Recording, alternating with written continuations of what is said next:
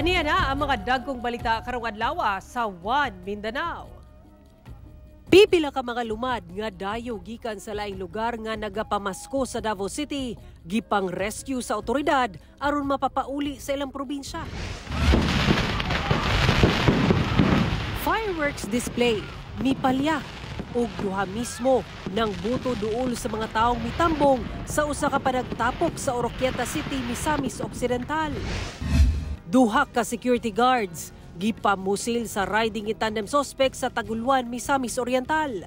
Usa patay, usa samdan.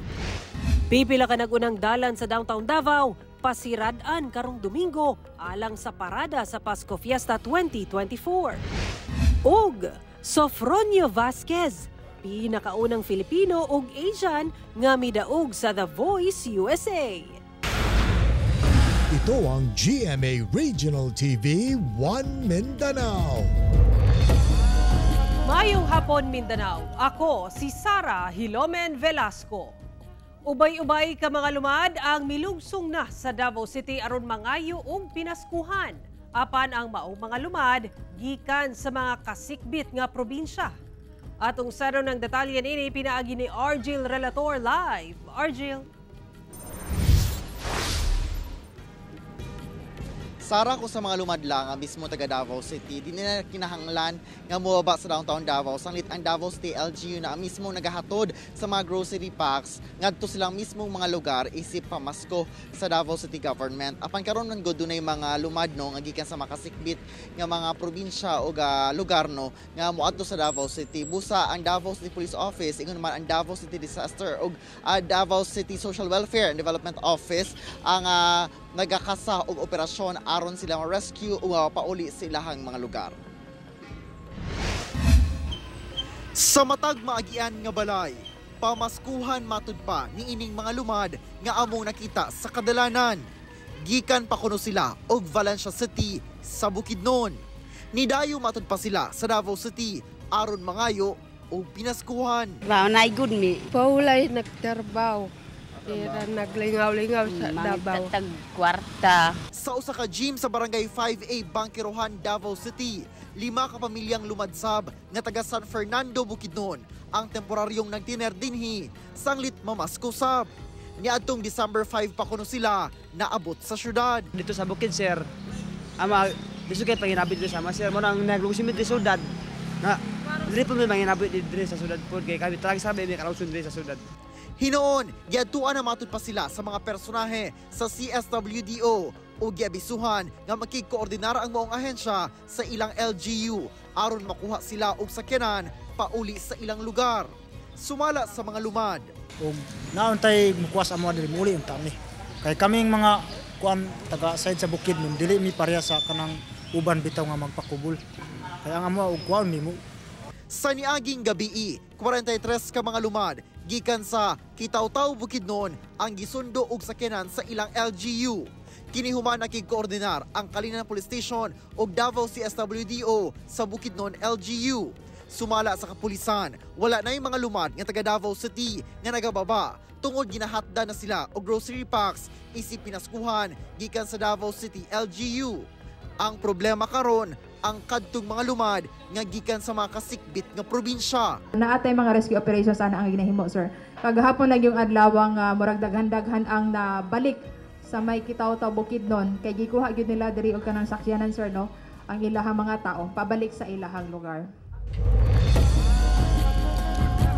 Sa pipila ka Pasko na milabay dihang gididaan na sa Davao City LGU ang mga lumad nga muwaba sa downtown Davao. Sanglit posible silang madisgrasya, ingon man abuso, ingon man wala sab sila'y tarong kapasilungan o kapuy-an dinhi sa Davao City. Sara. Daghang salamat Argil Relator. Atong sayro ng dugang pang mga balita sa Mindanao. Makauban nato si Efren Mamak live sa General Santos City. Efren. Salamat, Sara. Ang bibo og simpleng fireworks competition nga gipaygayon sa Oroquieta City sa Misamis Occidental napulihan og kaguol og kabalaka human nga aksidenteng miboto ang mga pabuto padulong sa Mananaway. Ani ang report ni Cyril Chavez. Bibo ug mabulokong kalangitan, ug maobserbahan pa ang kalipay sa mga mananaway atol sa gihimong Grand Fireworks Display Competition sa Oroquieta City sa Misamis Occidental adlong Sabado. Apan taod-taod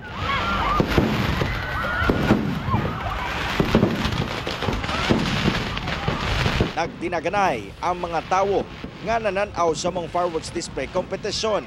Human nga inay padulong sa kalangitan, adunay mga pabuto nga padulong na sa mga tawo. Sumala sa lokal nga panggamhanan, matag Biyernes ug Sabado hantod moabot ang adlaw sa Kapaskuhan ang schedule sa fireworks competition. Batod ni Mayor Limuel Acosta nga ang posibleng rason sa hitabo kay ang aksidenteng pagkatumba sa fireworks tungod kuno sa hangin. So mo tong pagkatumba dito diretso sa mga tao nga nagkaduol, pero nevertheless pasalamat sa Ginoo nga way mahitabo nga daotan ni ana. Mao nang ang ato ang Bureau of Fire and ang mga participants sa fireworks display na to naghimo dahil corrective measures sa next, which is tomorrow. Sumala sa Oroquieta Fire Station, pagresponde nila sa lugar, paspas nilang gipakgang ang mga natumbang fireworks.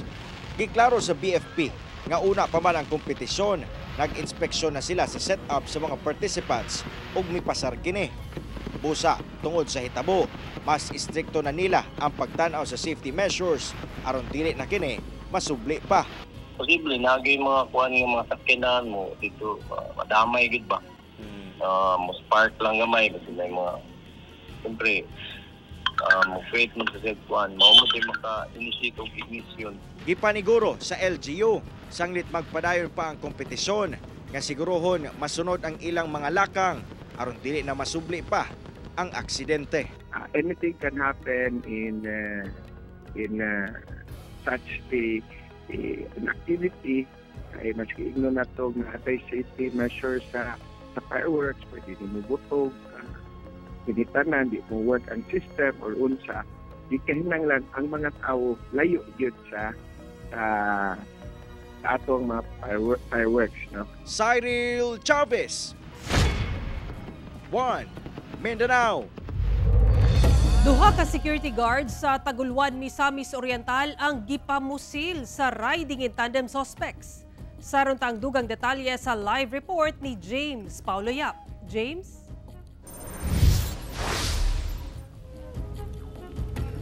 Yes, Sara, gikan sa ilang duty ang duha ka gwardiya ug pauli na unta kini dihang gipamusil sa mga suspect. Usa sa mga biktima ang patay. Ani ang dugang detalye. Nabulabog sa sunod-sunod nga buto sa pusil ang Polo 4 sa Barangay Mohon sa Taguluan, Misamis Oriental, banda alas 7 sa buntag adlong Huwebes, dihang gipamusil ang duha ka mga security guards nga pauli na unta gikan sa ilang duty sa usa ka private condominium nga naalangsab sa lugar. Sumala sa mga testigo nga riding in tandem suspects ang mipusil sa duha ka mga gwardiya. Dead on the spot si Franklin Salon nga angka sa motor ug samdan sa liog si Robert Galagnaw kinsa mo ay nagmaneho sa motorsiklo. 5 ka buto. Pag gawas ko kay kung sino akong kwan, bulintang ang motor niya, may tao nga kwan. Silan. Abi ko isa ra to ang naigo, ang driver, napamanay isa nga nasalita sa motor. 5 ka basyo sa .45 nga pistola ang na-recover sa kapulisan sa crime scene. Dali sab kunong misibat ang mga suspect paingon sa direksyon sa National Highway. Pauli na unta gikan sa ilang duty ang duha ka mga security guards dihang gisundan kini sa riding in tandem suspects ug sumala sa mga nakakita sa insidente nga didto pa lang nga bahin sa maong tindahan nagsugod nagpabuto ang mga suspect. Pag-abot dinhing bahina sa dalan dinhi na mitumba ang duha ka mga biktima. Kinalantaw sa otoridad nga may kalabutan sa ilang trabaho ang motibo sa pagpamusil. Tungod aduna kunoy gipasakaan og kaso ang maong gwardiya nga usa sa mga suspect sa giingong nangawat sa ilang ginabantayan nga condominium. Nag-file ng kaso to si Franklin Salondon sa person of interest natin na frustrated homicide. Actually ma'am, last Tuesday nagkaroon sila ng hearing doon sa court.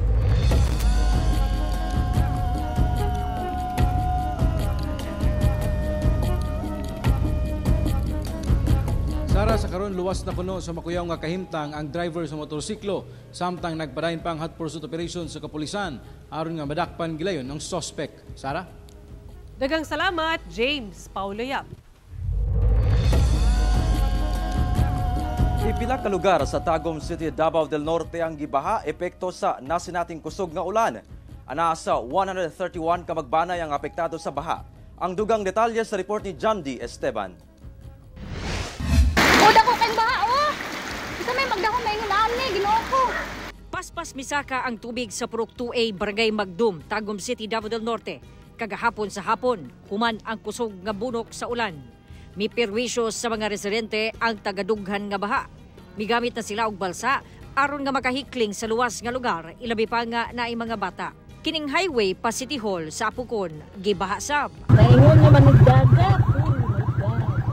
Sa pangiginabi sa GMA Regional TV 1 Mindanao sa Tagum City Risk Reduction and Management Office, tulo ka barangay ang apektado. Ang affected na to sa kagahapon is Purok 2A Magdum, tapos naputin tulo ka purok dari sa barangay Pandapan, and then pagkagabi natay reported report na nag-overflow sa New Balamban. Ang maong mga lugar ginabaha gyud kung kusog kaayo ang ulan. Ning tulo ka barangay nagranagid na sila mga history before nga naga-overflow. Kaso lang ang kagahapon is kusog jud kayo ang volume sa tubig and dako kayo. For the first 30 minutes to 1 hour kusog jud kayo siya. Dili matud pa moubos sa 131 families ang apektado sa baha. Hinuon nakabalik na sa tagsa-tagsang balay ang mga apektado. Gipaigmat ang mga residente sa lakat sa panahon, ubaminaw ug mutuman sa abiso sa ilahang BDRRMC ugaling kinahanglan na mubakwit aron dili mabutang sa alanganin ang kinabuhi. Sumala sa forecast sa Pag-asa ang hinungdan sa pagdaot sa panahon, mao ang easterlies. Ako si John D. Esteban. 1 Mindanao.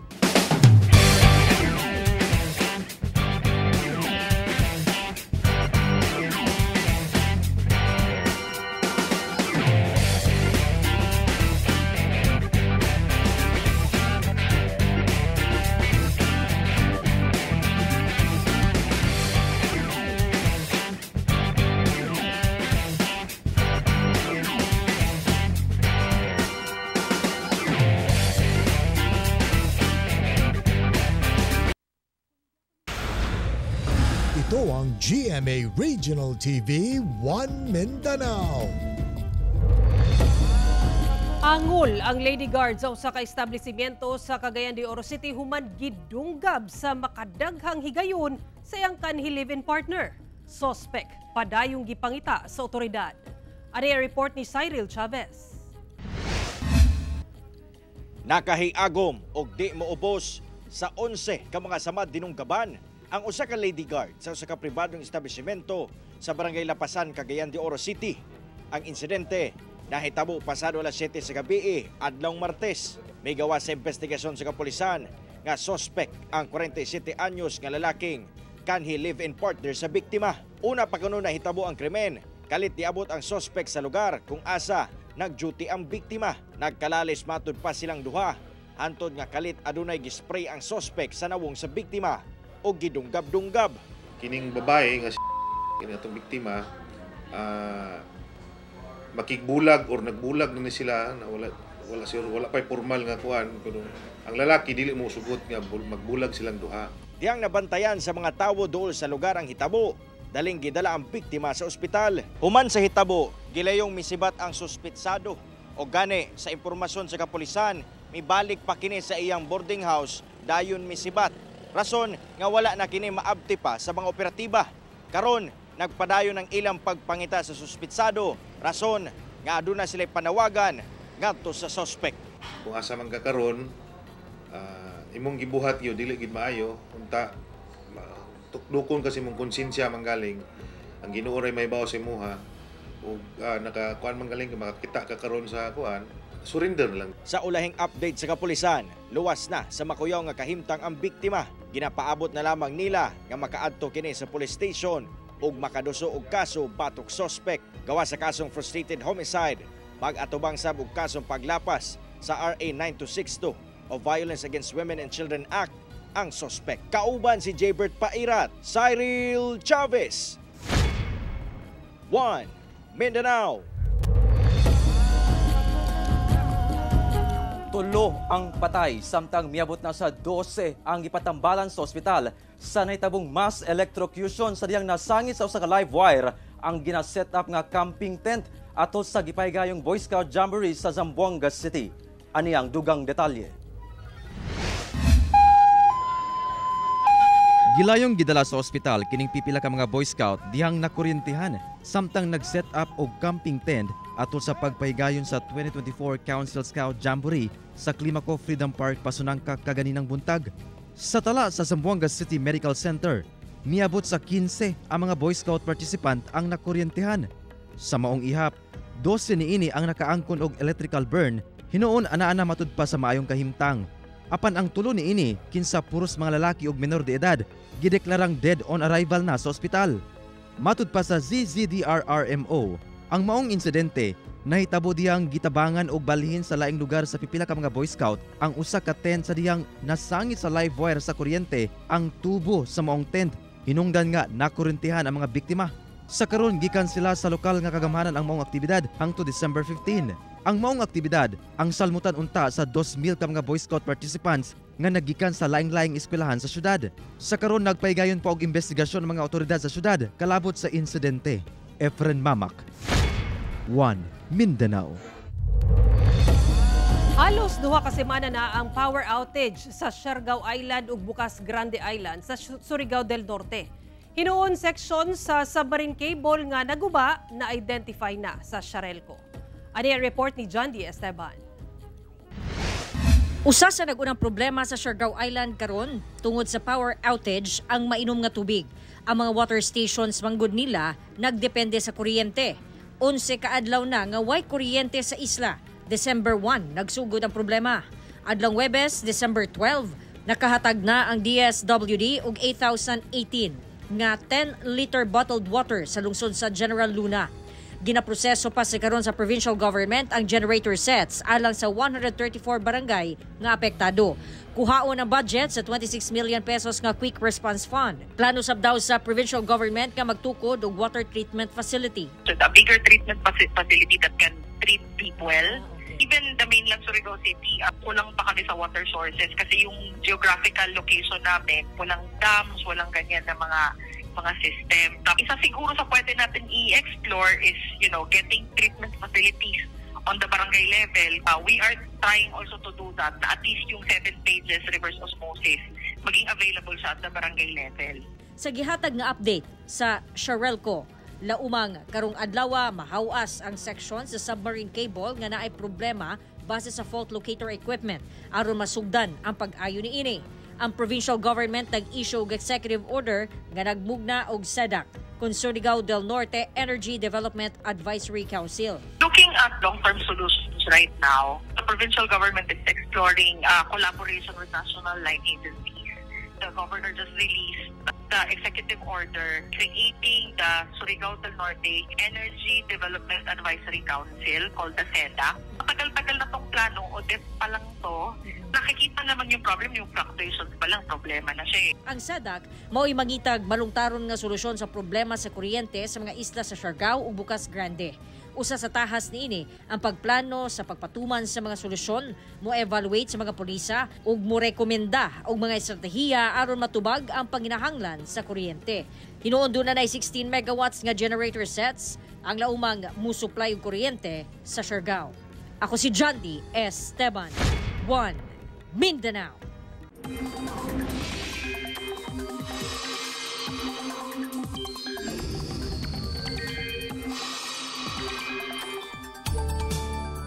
Walay bagyo apan tulo ka weather systems ang maghatod og pag-ulan sa dakong bahin sa nasod karong adlaw.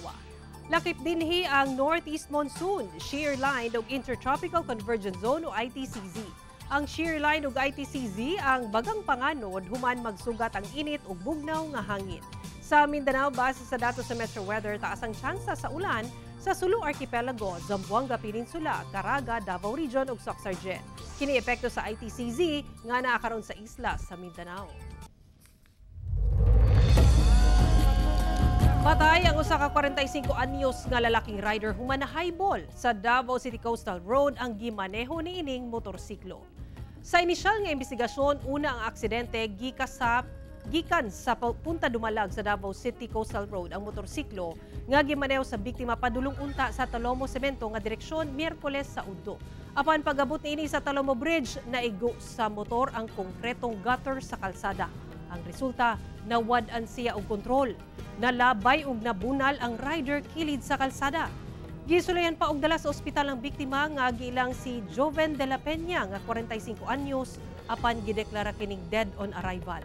Paymangno sa otoridad nga mag-amping gayud sa pagmaneho ug mag-igmat sa dalan ilabi na karong holiday season. Bibil ka mga vendor ug mga negosyante sa Muka Sport sa Lanao del Norte ang nawad-an ug panginabuhian sukad giablihan kuno ang Panguil Bay Bridge. Mga apektado na nawagan og tabang sa Lanao del Norte LGU. Ang detalye sa report ni James Paulo Yap.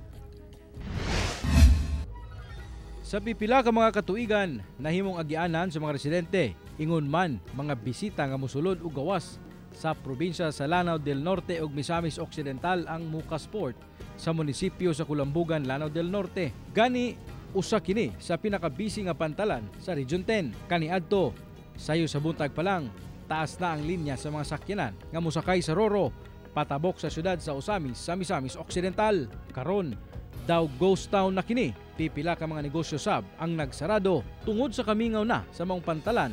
Lakip mga ambulant vendors, apektado na ang kita. Buntag ko lang, dagko naman dati no, yun ay kadinay, malinan yun mi, makabayad mi sa utang, di makapalit mi pagkaon, namin estudyante na makatabang-tabang bigito sa unang panahon, karon yun, di na gyud matabang na mo. Ginatudlong hinungdan ang pagbukas sa Panguil Bay Bridge sa lungsod sa tubod Lanao del Norte, paingon sa Tangub City sa Misamis Occidental. Ang kaniadtong pipila ka oras nga paghulat sa pantalan ug pagbayad sa plete sa Roro, karon luag na, anaan na lang. Sa 6 ka minuto ang biyahe makatabok ka na sa Pikas probinsya. Mo lagi na yun itabo sa mga karen, sukat nga ning-open ang Panguil Bay Bridge na dako kayo nga apektado ang Mukas, di lang kay Mukas, hasta ang Osamis nga mga kuan dito kaning mga driver sa motor, mga vendors, dayon mga karinderya tanan daghang pangabuyan nga down dito dapita den labo na pud sa Mukas.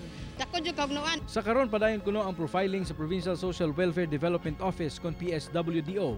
Kauban ang MSWDO sa Kulambugan, Lanao del Norte, aron mahatagan og intervention ang mga apektadong negosyante sa Muka Sport. Hinuon, nagpadayon kuno gihapon ang operasyon sa maong pantalan ug aduna gihapoy Roro nga mobiyahe patabok sa Osamis ug pabalik sa Mukas matag adlaw.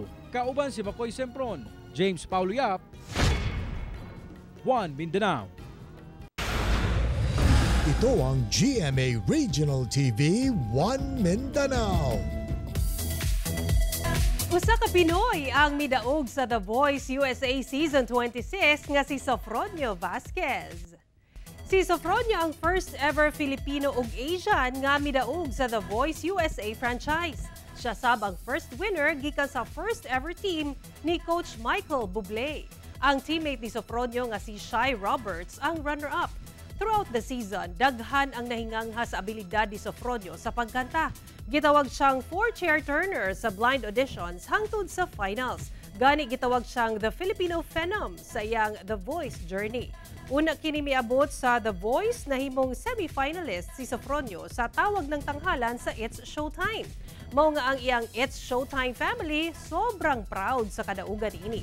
Alang kang Sofronio, dreams really do come true. Mensahe ni Sofronio sa iyang Filipino fans. To all the Filipinos out there, around America, maraming salamat po sa suporta nyo. Inflation rate sa tibok Northern Mindanao sa bulan sa Nobyembre ning tuiga misaka subay sa pagtuon sa Philippine Statistics Authority kon PSA. Gibutyag sa Philippine Statistics Authority 10 nga sa bulan sa Nobyembre ning tuiga misaka inflation rate sa tibok Northern Mindanao gikan sa 2.6% sa Oktubre nahimo kining 2.7 sa bulan sa Nobyembre. Matud sa PSA sa ilang gimong survey nagunang misaka ang inflation rate sa commodity group sa pagkaon sama sa karne, gatas, gulay, asukar ug uban pa. Gidugang sa PSA nga nagunang hinungdan niini ang pagsaka sa presyo sa mga nagunang palaliton sa merkado. Hinuon dili kaayo taas ang inflation rate sa bulan sa Nobyembre ug pasok pa sa inflation forecast sa Bangko Sentral ng Pilipinas para karong tuiga.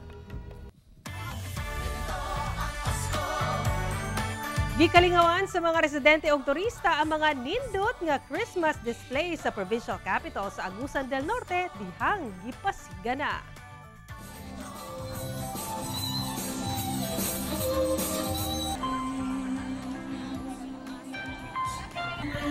Nahingangha ang mga misaksi sa pagpasiga sa Christmas display sa provincial capital sa Agusan del Norte sa manining light show sa mismong building sa Kapitolyo. Hayag sab ang palibot tungod colorful Christmas lights nga gidisenyo sa mga palm tree ug syempre sa ilang giant Christmas tree nga mipawaw gayod sa mga bisita. Doon na sa korteng reindeer nga gikalingawan sa kabataan nga nagpahulagway gayon. Tema karong tuiga mo ang Give Love and Share a Blessing, aging pagpasalamat sa kinabuhi ni Hesukristo nga mo'y tumong sa pagsaulog sa Pasko. Ug syempre dili kompleto ang light-up ceremony kung walay fireworks display nga nakapabibo gayod sa selebrasyon. Mga kapuso, 13 kaadlaw na lang gayod, una mang Pasko. Mao kato muling balita sa Mindanao karong adlaw. Mamahimo ninyo kini makita pag-usab pinaagi sa pagbisita sa official website sa GMA Regional TV o bisita ang among official YouTube channel ug i-click ang subscribe button para sa pinakauling balita. Daghang salamat sa ato mga kapuso sa Mindanao nga nagalantaw kanamog sa ato mga kapuso abroad. Padayon lang sa pagtutok sa mga lokal nga balita matag adlaw tungod sa GMA Regional TV, Local News Matters. Kami ang GMA Regional TV 1 Mindanao, tibok persa para sa mas dakong misyon ug mas halapad nga pagserbisyo sa nasod.